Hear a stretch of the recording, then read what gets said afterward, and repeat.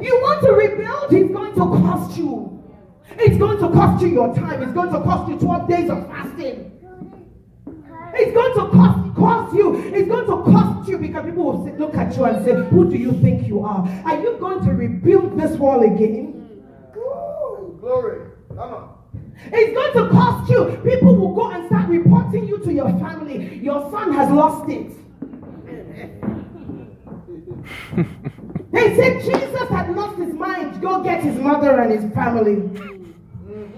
Mary came, standing outside. They told Jesus, your mother and your family are here to take you home. Because we know you need help. Jesus said, hold on a minute, who's my mother and my brother? The people that are doing the work. The people that understand my vision. The people that know what God has done, where I'm going. They are the one that are now my brothers and sisters. They are the one now I associate myself with because they will get me to where I am going. Come on, baby. Glory. You want to build an altar of worship? It's going to cost you. It's going to cost you. We must bring our water. We must bring our substance. We must be like Abraham that brought his Isaac. Until you bring your Isaac to the altar, God cannot elevate you. Let's be honest with ourselves. God will test you before he promotes you.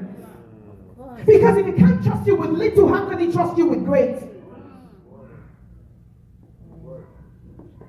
You want to go to the next level, yet you cannot wait 1 hour with him in prayer. You want to go to the next level, yet you cannot pray and fast for yourself and your family. You cannot stand in the gap. And yet you want things to change. Things change when you change. Nothing changes until you change. Stop praying, God, change him, change her, change the church, change the pastor, change my boss, change the company. No, it will be the same wherever you go because you're carrying it with you. That's a word, baby. Come on. Let's wrap it up. Let's wrap it up. We must bring our water, bring our substance, bring our